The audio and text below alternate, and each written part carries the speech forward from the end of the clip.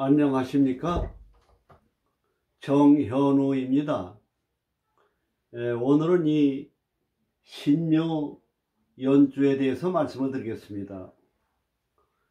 신금이라고 하는 것은 계절로로 말하면은 닭띠달인 8월 달에 해당이 되겠습니다. 그래서 신금의 특징은 뭐냐? 꼼꼼하고 치밀하고 경우가 많습니다. 닭띠도 마찬가지예요. 닭띠가 8월이거든요. 음력으로. 그 경우가 밝아요. 우리가 인간관계를 이렇게 봤을 때 수양을 많이 하는 사람을 선비라 그럽니다. 지도자라 그래요. 신사숙녀. 수양을 하지 않는 사람은 소인배라 그럽니다. 우리가 인간관계에서 잘 판단할 거는 상대가 소인배냐 신사, 숙녀, 선비고 지도자냐 이걸 판단하셔야 돼요. 그 소인배다 생각을 하면은 싸우고 다투고 시비할 필요가 없어요. 그 사람하고는 소인배하고 싸우면은 싸우는 사람은 다 비슷하다 그러잖아요. 그러니까 말하자면 나도 소인배가 되는 거예요. 내가 성질내고 싸우는 게 그걸로 끝나는 게 아니에요. 그 까칠한 성격으로 인해서 내 건강, 자율신경, 엄청난 장기에 손상이 온다는 걸 아셔야 돼요. 제가 이렇게 주변에 우리 친구들 보면은 일찍 죽은 친구들이 대개 어떤 사람들이 일찍 죽느냐? 짜증세고 성질 잘 내고 화내고 흥분 잘하는 사람들이 일찍 죽어요. 그래서 일소 그러는 겁니다. 그 신금은 그거 조심해야 돼요.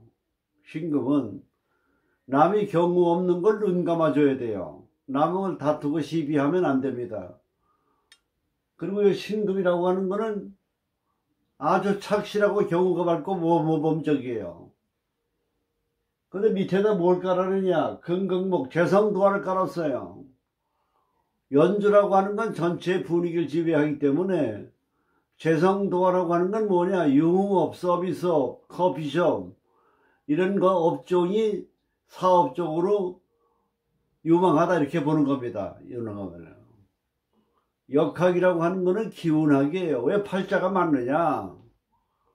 사주 팔자에 태어난 자기의 성향대로 판단하고 결정을 하는 겁니다. 이것이 예를 든다면 사주가 목화가 많다.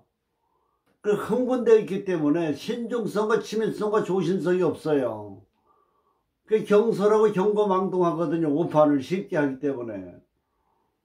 금수가 많다. 치밀하고 꼼꼼하고 신중해요. 그 너무 신중하다 보니까 기회를 놓치는 거예요. 우리가 인생을 살다 보면 3번의 기회가 온다 그러는데 그 기회를 잡느냐 못 잡느냐가 굉장히 중요한 겁니다. 운이라고 하는 건 뭐냐? 날마다 들어오는 거예요. 내가 선택하고 결정하고 판단할 때 오판을 하는 거예요. 자기 고정관념, 자기 성격, 자기 성향대로. 그 묘라고 하는 건 도화거든요. 그 대중적 인기가 있는 거예요. 도화가 나쁜 게 아니에요. 도화라고 하는 건 굉장히 사교적이고 다만 뭐냐? 몸 안에 내분비, 호르몬 분비가 잘 되기 때문에 이성교제에 관심이 많는 그런 그 기운이 좀 강하다 이렇게 보는 겁니다. 그리고 신금이라고 하는 건 기술 이공계통이 굉장히 좋습니다. 수학적 두뇌가 발달되어 있어요. 그리고 치밀하고 그러니까 신금이 있는 사람들은 간호원인 경우에 주사를 잘 놓습니다. 한의사인 경우에는 침을 잘 놓는다고 봐야 돼요. 그리고 묘라고 하는 건 오행적이 뭡니까? 간에 해당이 됩니다. 간. 우리가 항상 잘 알아야 되시는 거는 이 오행의 성정 합이 됐을 때 어떤 성향이냐 오행의 성질을 잘 알아야 돼요. 갑과 을이라고 하는 건 뭡니까? 곡직격이라고 그러잖아요. 곡직격 뻗어 올라가려고 하는 성질이 강하다 이겁니다. 그 묘가 바로 곡직격 아닙니까? 뻗어 올라가다가 보면은 자기 주장, 자기 입장, 자기 도치에 빠지기 쉬워요. 우리가 바둑을 두다 보면 상대 걸 잡으려고 하잖아요. 그럼 내 허점을 몰라요. 거기에 눈이 팔려가지고. 그 허점에 내가 실수를 해서 오판을 해서 지는 겁니다. 그 자기를 돌아다보고 자기를 객관화시켜서 볼 수 있는 그런 기운이 요 토끼띠한테는 필요하다 이렇게 보는 거예요. 그 사교적이고. 그래서 재물운이 좋아요. 돈이 아무나 붙는 게 아니에요. 재물의 기운이 사주에 타고나야 그 기운을 받는 거예요. 그래서 요 신묘연주는 그런 하나의 운명적 속성을 지니고 있다. 이렇게 보시고 생각하시면 되겠습니다. 오늘은 이 남명무인생 정사 이민에 대한 사주를 하나 풀어보겠습니다. 우리가 공부를 하다 보면 역학을 볼 때는 항상 태과불급이라는 걸 잘 아셔야 돼요. 무슨 오행이 너무 많다. 그럼 많은 게 병이 되는 거예요. 대비가. 또 사주에 뭐가 없다. 그 불급이에요. 불급. 미치지 못한다 이거예요. 그래서 일반적으로 오행은 뭐냐. 너무 많은 건 억제시켜주고 설계시켜주는 게 병약 용신의 기준이라고 보는 거예요. 너무 없는 거는 보완해주고 도와주는 거. 이게 우리가 일반적인 사주 해설의 특징입니다. 우리가 이 사주를 대본 딱 보면 뭡니까? 위에 화가 둘이죠. 밑에 목생화 되죠. 맨 불바다입니다. 목화가. 이거 다 정이면 목입니다. 물론 정합이니까 안 된다고 보지만은, 그러나 이런 경우에는 뭐냐? 이 인수가 정화로 몰려간다고 봐야 돼요. 화가 많은 게 병이고 목화가 많은 게 병이다. 우리가 일반적으로 이렇게 속단하기가 쉽습니다. 그런데 우리가 자세히 보면은 이 사주는 뭐에 속하느냐? 특수격으로 해석할 가능성이 큽니다. 특수격에는 뭐가 있느냐? 전체가 목이다. 그러면 목으로 신왕사주니까 전왕격으로 가는 겁니다.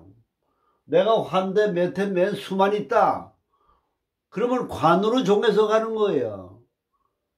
그 사주에 뭐냐? 100% 가운데 15%는 특수격 사주가 있다는 걸 아셔야 돼요. 그러니까 이건 오판하기 굉장히 쉬워요. 이게 불이 많다 이 말씀이에요.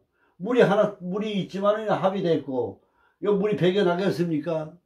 그럼 이렇게 풀면 이건 오판하게 되는 거예요.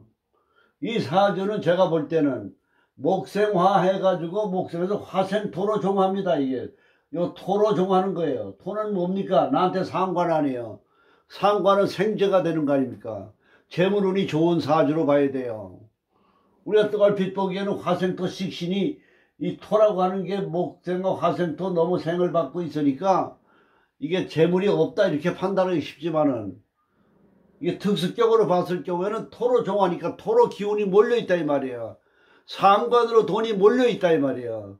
그 상관은 뭡니까? 재를 생해주잖아요. 그 부자 사주다 이렇게 보는 거예요.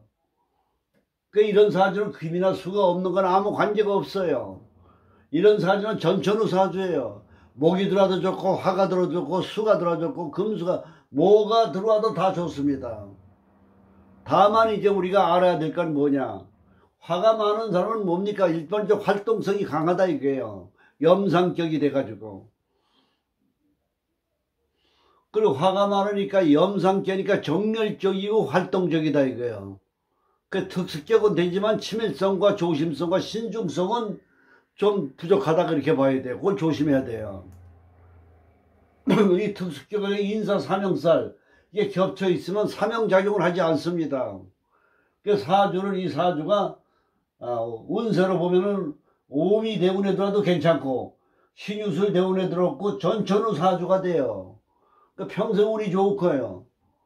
그러나 성질이 뭡니까? 화가 많기 때문에 잔해가 발달돼 있어요. 그 정신세계가 발달돼 있다고 봐야 됩니다. 그리고 인수로 종하니 인수가 발달돼 있으니까 학술, 교육, 문화, 그리고 화는 예술 분야, 활기찬 예술, 활동적이고 예술, 미술, 교육 이런 쪽에 천적을 가지고 있다고 봐야 됩니다. 그래서 우리가 오판하기 쉬운 태과불급의 원칙으로만 우리가 사주를 보다 하면은 공부를 많이 한 대학자도 오판할 수 있다는 걸 잘 아셔야 돼요. 항상 우리가 역학을 공부하시는 분들은 역학에는 뭐냐? 용신이라는 걸 잘 보셔야 돼. 용신. 용신은 어렵게 생각할 필요 없어요. 조후 용신이 문제는 뭐냐? 제일 적중률이 좋습니다.